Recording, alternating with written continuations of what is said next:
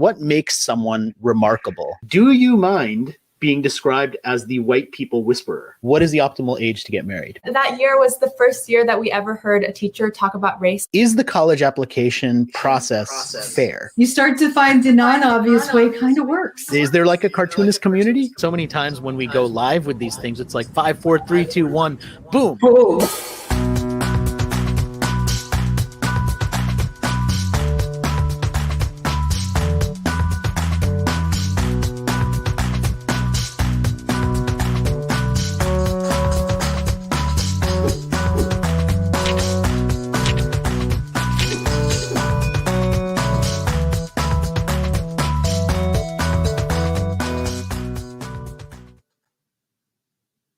Happy Thursday, Non-Obvious Nation. I am your host, Rohit Bhargava, and we are back for another episode of the Non-Obvious Insight Show, the show where we talk to fascinating people about interesting stuff.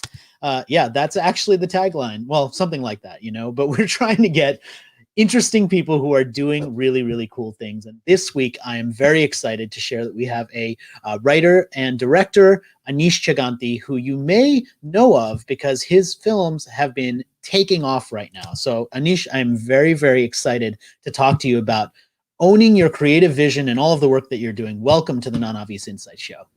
Thank you for having me, Rohit. I'm glad to be here. You're welcome. And look, it was when we were talking about your background, it was funny because you come from, you're a creator, but you also spent some time as a marketer. And before you went off and did your true passion of filmmaking, you spent some time at Google and you did some marketing there. So we're going to talk about that. But first of all, I want to give people a little bit of a lens into the film that really put you on the map, that people started talking about. I think it was, the numbers were insane. I think you had a budget of less than $1 million and it ended up grossing more than 75 million. It was, so from a financial point of view, it was super successful. From a creative point of view, it really blew people's minds. And so let's start off by showing people a little bit about this film, Searching, and then we're going to talk about it. Hi, my name is Aneesh Chaganty. I'm the co-writer and director of Searching. We're here today at the YouTube space in LA, where I get a chance to meet with some really talented filmmakers, all of whom get a chance to make a movie that will play before the movie starts in theaters. 911, what's your emergency? I'm calling to report a missing person. Okay, who is this regarding? My daughter. Most people have some sort of idea as to how they're going to incorporate the theme of We Are What We Hide or technology, and most of all, tell a story that feels uniquely them.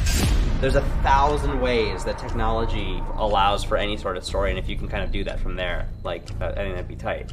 I think it kind of gave us an idea of how we can adjust our concept a little bit. Somehow in that shot, you should be able to convey to the audience that he's unable to get her. There are things that we do hide. There are things that we are hiding from our own parents. Here you're able to say two things at once, which I think is really, really interesting to talk about. He was all about pushing the boundary a little bit and making something that hasn't been done. Anytime, just reach out. I'm very excited to share progress with him and hopefully make it really, really good. It's not a movie for this time, it is a movie about this time. Soon, I'll be choosing the best short film to show in front of our movie. Great, what's up? I'm really, really excited to see what they make. I didn't know her. I didn't know my daughter.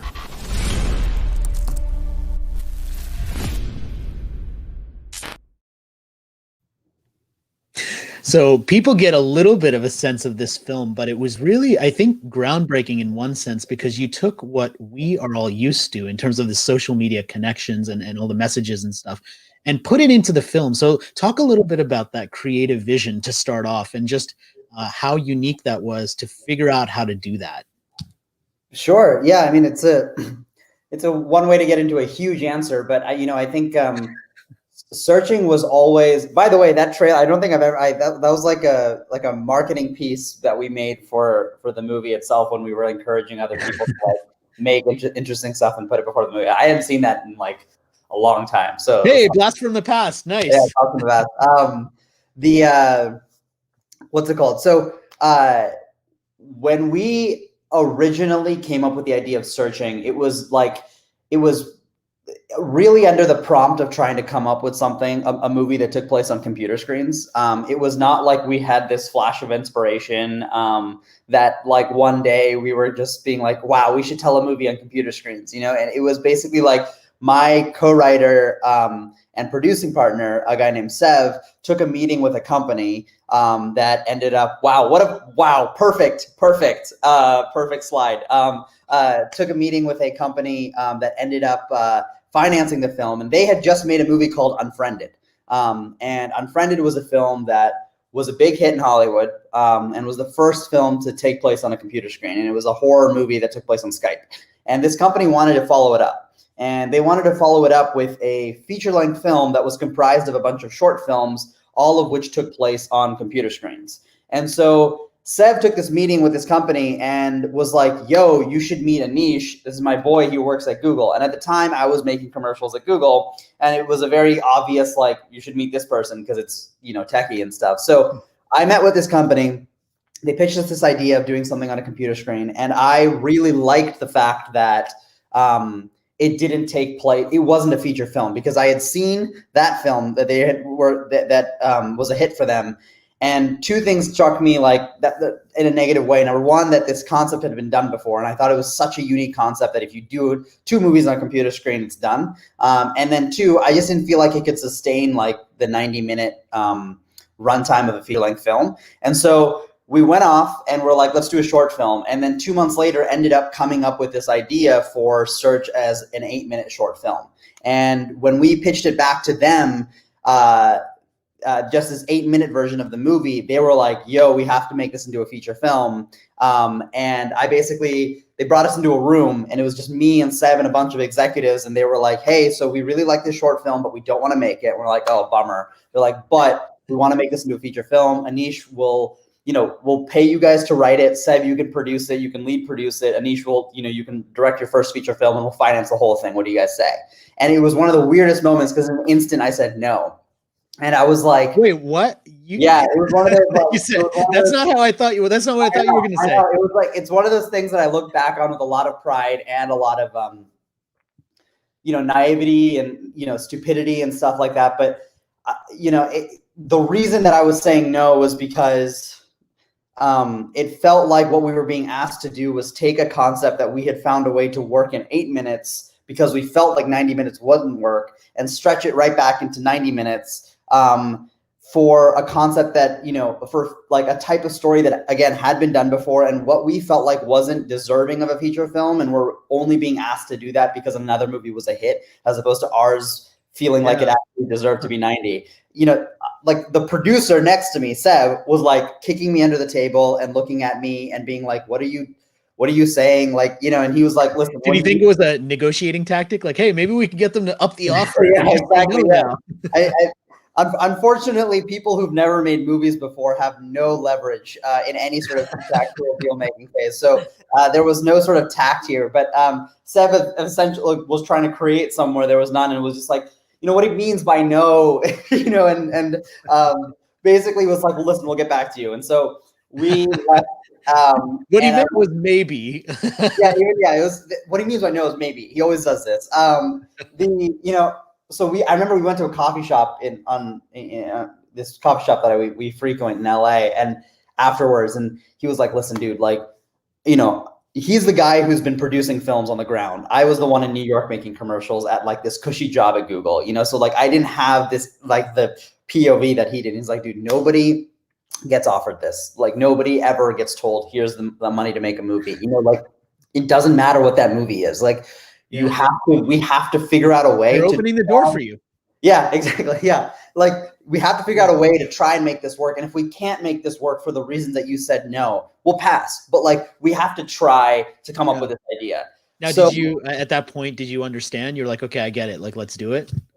No. I was just like bound to experiment, rolling my eyes. I was just like, we're not going to make, like a first film is very important for a filmmaker, or it has the potential to be very important. Like, I think like if you can nail a first film, it really opens up a lot of doors as a filmmaker because like it puts this sort of like, I don't know, it really paves the way, and I think like I've been lucky enough in hindsight to have that road paved a little bit for me because of the success of this film. But at the moment I was like, dude, F this movie, we can't do a movie on a computer screen. So is that, were you thinking at that moment, like, did you know at that point, I want to be a filmmaker. I don't want this to be my first film. I don't want this to set my reputation. Is that what you were thinking? Yep, that's exactly what I was thinking. I was thinking like all of the films that I respect, all the filmmakers that I respect, all the filmmakers whose first films that I study as like a pathway, like, dude, nobody did this. You know, nobody is like doing something this off. Like, like I didn't. We call it non-obvious. That's our lingo. Yeah, exactly. Like it was just, it felt like so, like it wouldn't be taken seriously, you know, and it would be viewed like a real movie. It would just be like this weird thing that happened. And yeah, I was worried about all that stuff. And then most of which, like I was like, I've always been doing like unconventional stuff, even when I was at Google and stuff before. But like, to me, the thing was that we couldn't find a story that merited the format of being told on a computer screen for 90 minutes until one day, 2.5 months later, after that meeting, Seb and I were both just thinking, I was in the shower, he was doing something else, and he was in LA and I was in New York. And we both had this idea at the same time. We're like, hey, I have an idea for an opening scene. And we texted each other that at the same time. And we're like, let's get on the phone. And we pitched each other the same idea. And it was the idea for an opening scene of the movie that would basically start off on Windows XP and take take the characters or take the audience through 17 years of a family's life, all told through a montage, but through the changing UI and the websites that all the family use on this home computer. And it would end with the death of his mom. And we both had this idea at the same time. It was weird. And that now is the opening scene of the film. And like, it's my favorite scene of the film. And we knew right when we finished that idea, we were like, I know what the scene after that is. I know what the scene after that is. I know what the scene after that is. Like, it just felt like it became like a domino effect. Like at that point, you're like, okay, maybe this could be a film, right? Yep.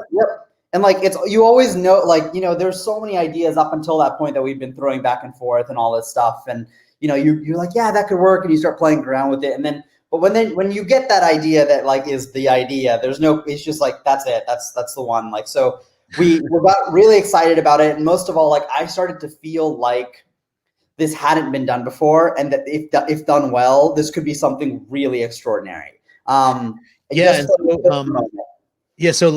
one of the things that I talk about a lot when it comes to sort of being creative and having these creative ideas, and a lot of times people assume, oh, you just have like this creative spark and it's just like somewhere and it just happens.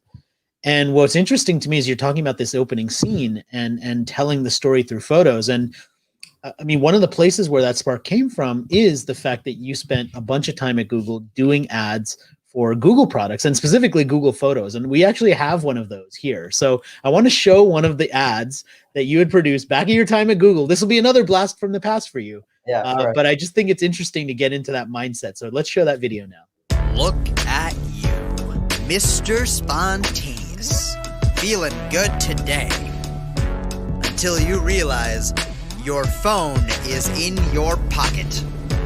Sure, you can get a new one, but your photos, what will you do?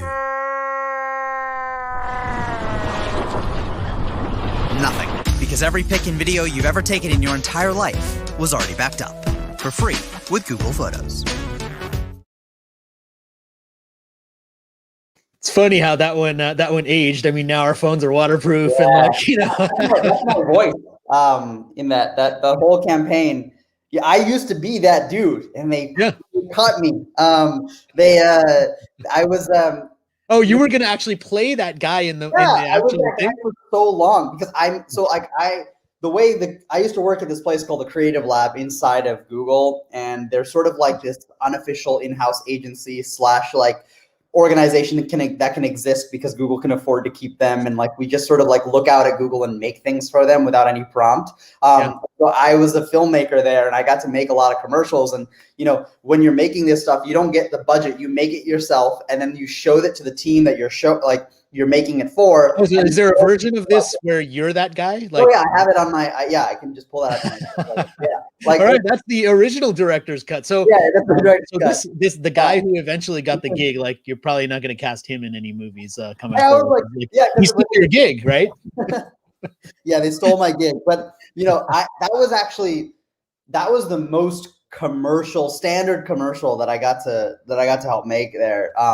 Most of the stuff that I was doing there was like things that took place on slideshows or thing that was full montages the whole way through, or you showed a flash of the Google Seeds, the Seeds project, and like that was all taking place on Google Glass. You know, like I generally tended to, or stuff that took place on screens, I generally tended to like favor making these like really weird, unconventional spots that told stories. But that was definitely that one was like the most sort of quote unquote standard commercial. I'm glad at least my voice stayed. Yeah, I was going to say that sounded like you. So at least you got to do that. At least at that point you could add voiceover artists to your, you know, list of bullet points, right? So you spend this time at Google, you have this concept for a wildly different movie. You finally say yes to the offer. You make the movie. It turns into this huge success in terms of lots of people seeing it, many accolades. You won several awards for it. And then you've got this challenge. I mean, you put yourself on the map as a filmmaker, and now you have this sort of moment in time, this creative moment in time that I relate to from a book perspective, where I wrote my first book. People really liked it, and it made me the guy about this thing. And my first book happened to be about having a personality, like why brands should have personalities. It's called Personality Not Included. And now I'm faced with, okay, I'm going to write another book. And the question in my mind is, do I write the same book part 2, or do I go in a totally different direction? And I know that one of the things you thought a lot about is, look, this first film, to some degree, it worked because it was, and you know, don't take this the wrong way. It was a gimmick in a good way. Like it was something that people hadn't seen before. But do you want to be the filmmaker that only makes films like that? And you've obviously decided no, because your next film is quite different. So I want to show people a trailer for Run, your film that recently came out. I think it's like, I don't even know how long it's been out, but it's very recent. And it's a fantastic film. I've seen it and highly recommend it. So let's play the trailer for that film now.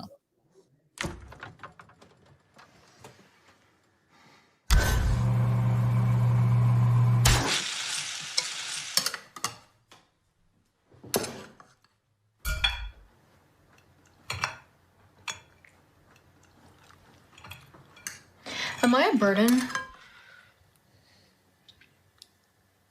What? Hey, what is going on? You do everything for me. It's not fair. I'm your mom. It's my job to take care of you when you need me.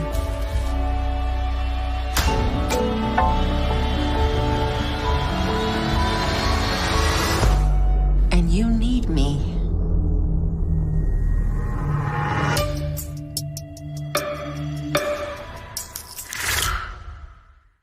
Mom? You may not understand this right now, but I am doing what I know is best for you.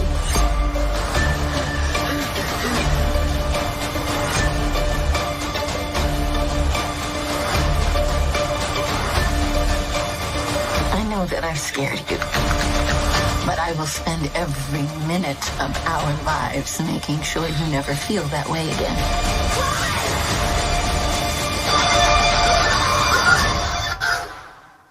I'm your mom. I'm your mom.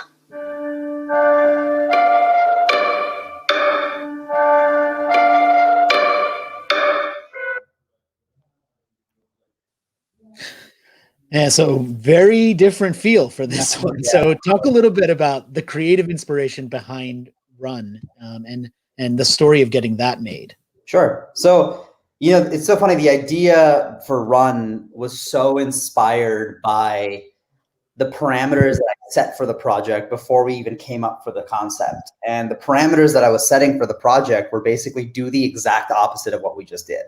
You know, like you were mentioning earlier, like I'm very sensitive to being placed in a box. And, you know, I didn't want to be the guy making only tech stuff. And so I wanted, like, you know, to me, it's like searching was the way to make the things that I wanted to make in a way, you know, and not like, this is what I want to do forever. It was like the most, like in our heads, at least my head going in, I was like, this is so unconventional. If we nail this, I can make movies. And so I was just like, okay, so to quickly recalibrate myself to be able to go down the middle again, I got to go exact opposite. And so it was just my thinking. So I was like, Searching is this hyper complex movie. Let's make a movie that is just very classic and you couldn't even tell what era it takes place in unless you looked very closely. Searching is a movie that has many characters. Let's make a movie that has just 2. Searching is a movie that takes place over thousands of websites and a bunch of locations. Let's just do one location in a house. And instead of doing this like mystery complex kind of a thing, let's just make it super simple and straightforward and tell a very simple story. And instead of doing a very positive sort of kind of message about parents and kids, let's do the negative one. Can we ask, like, is it possible to love your kids so much that it actually hurts them? And so like there were such specific parameters around the project before we even came up with it. And then one day we read a BuzzFeed article about a real life case of Munchausen by proxy, which is when, a parent is either faking or actually making their child sick for any number of reasons, most oftentimes for attention on themselves. And we thought like, wow, like that would make a great thriller if the daughter didn't know, like if it was kept a secret. And we were like, this is great. So we wrote the screenplay, and this was before Munchausen by proxy was like in the public kind of lexicon, and one of the biggest lessons that I learned is to never do that again, never write from the headlines, because like when we shot that film and to the point where we released it, like Sharp Objects came out, like The Act came out, Mommy, Dead and Dearest came out, Ratchet came out, like there was a bunch of Ryan Murphy stuff came out. It was so ingrained in the culture that like we had to almost edit the movie as a response to the fact that the mystery of the movie wasn't a mystery anymore. It used to be the first half of the movie, what's going on, and now it's like that. And when you read the script in 2018, which is when we finished it, you didn't know. Nobody knew. You were reading the pages like, what's going on? And now like one, you're like, well, look, I gotta tell you, I mean, I believe what you're saying, but like when I watched it, like I didn't know, Right. like, so, Right. I mean, it was still Right. that payoff did still happen for me. And there's so many interesting things about this movie. And one of the things that I found really interesting when I was sort of reading about it, was the casting process behind it. So the lead actress, the actress who plays the girl, is in a wheelchair in the movie. Mm-hmm. And you made the intentional choice of actually casting an actress who is actually disabled. And when you went through the process of casting, I recall you, I think, saying in an interview that you had some actors who pretended that they were actually in the wheelchair, but actually weren't.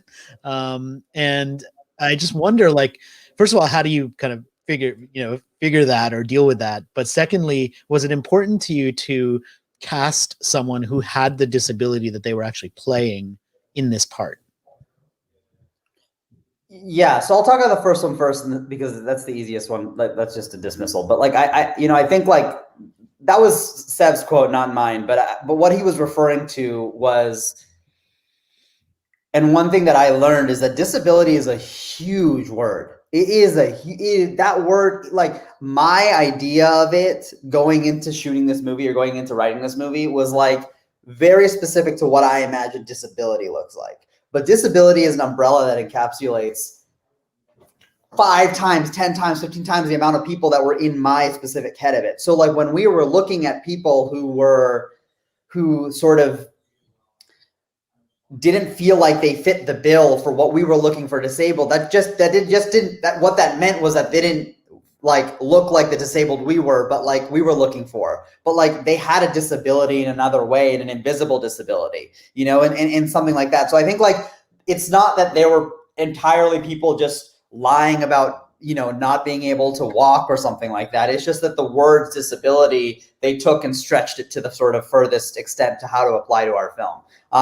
Which at the end of the day, an actor has to get a job, like there's so many things that like on resumes, actors I can box, I can horseback ride, I can do all you label all the things that you can do. And then when you actually get to set, you're like, I don't know how to do that thing. So I think there's an element of that is just sort of very natural to it. I don't want to like dismiss these people, as we had a bunch of con artists kind of It's just like, right. We had a bunch of actors trying to get a job, and like we were like, we had the word disabled in our headline, and like that word was stretched to as far as any actor will stretch anywhere to get a job. But when you did, when you did find the right actress to play the part, and you got into the filmmaking process, one of the things that you talked about is how valuable it was for her to actually share her perspective so that you could get things right.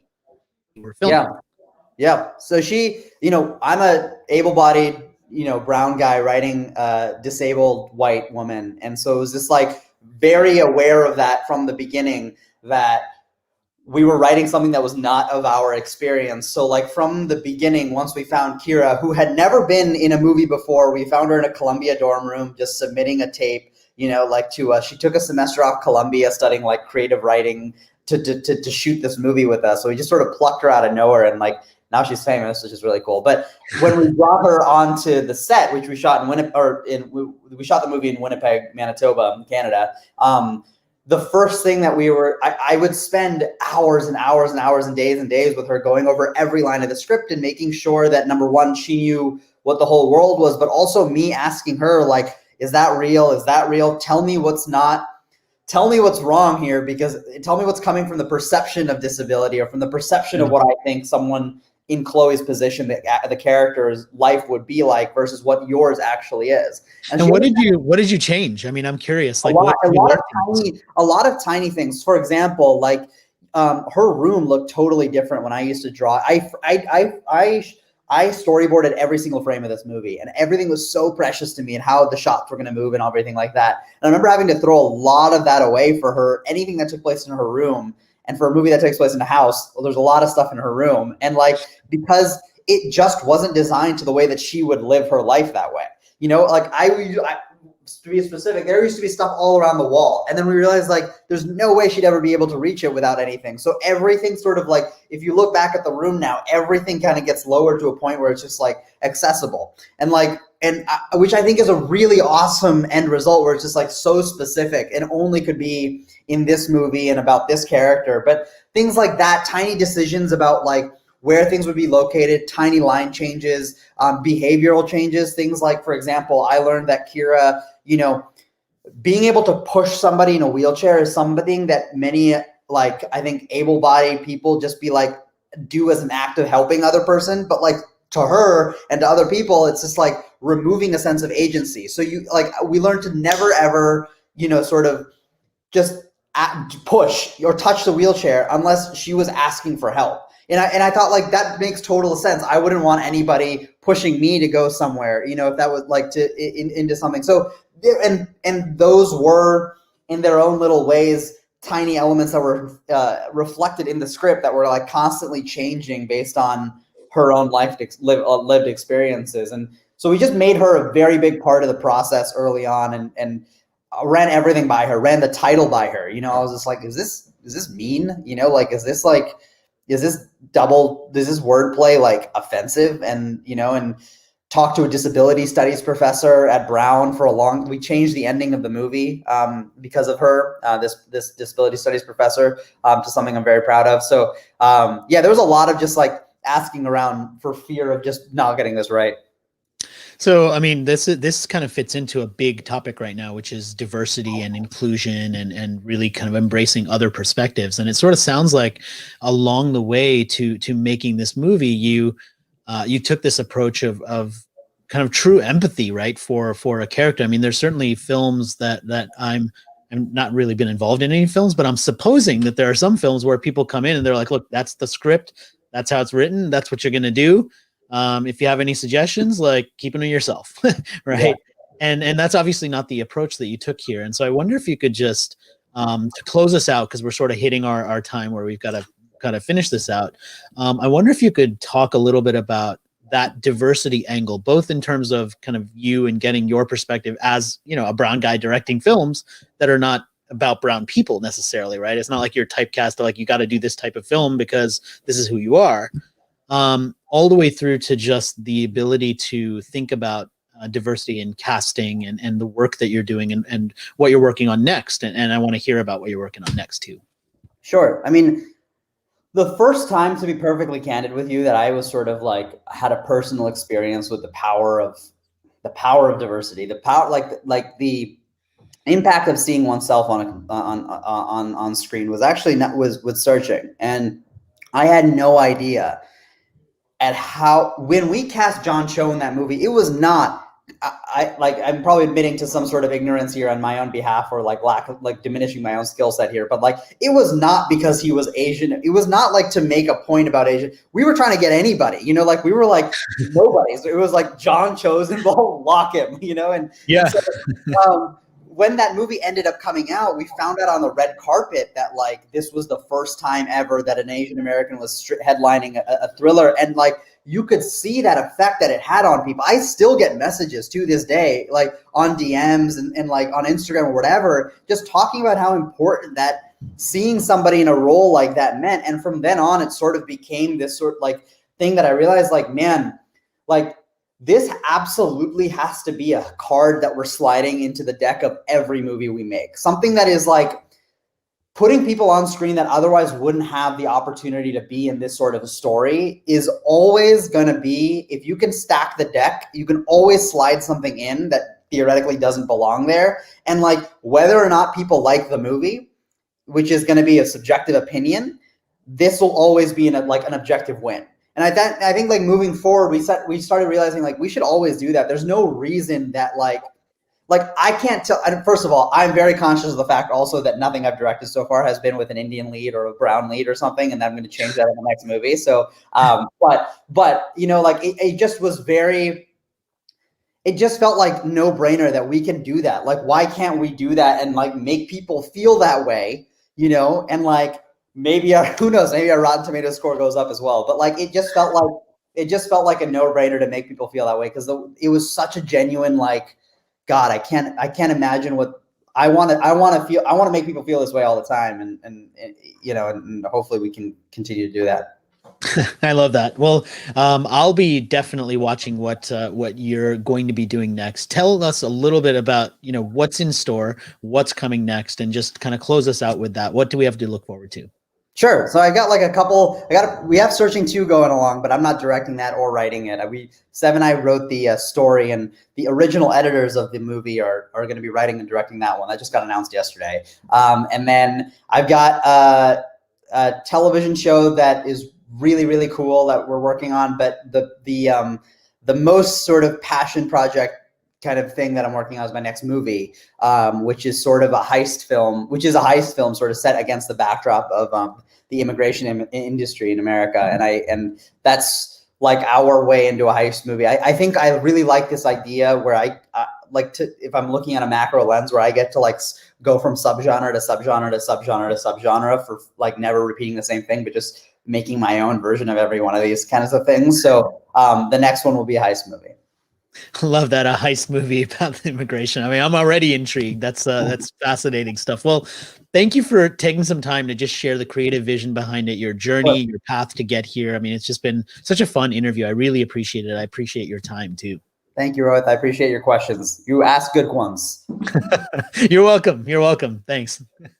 All right, you have been watching a special edition of the Non-Obvious Insights show with director Aneesh Chaganty. We were talking about sharing your creative vision, diversity in film, and lots of different topics there. So if you enjoy conversations like this every week, I bring on a new fascinating guest, and we just talk about the non-obvious, new ideas, ways to be more creative, how to change your perspective, see what no one else sees. That's really what we stand for over here at the Non-Obvious Company. And so thank you for watching. Thank you for being part of this. And remember, always stay non-obvious.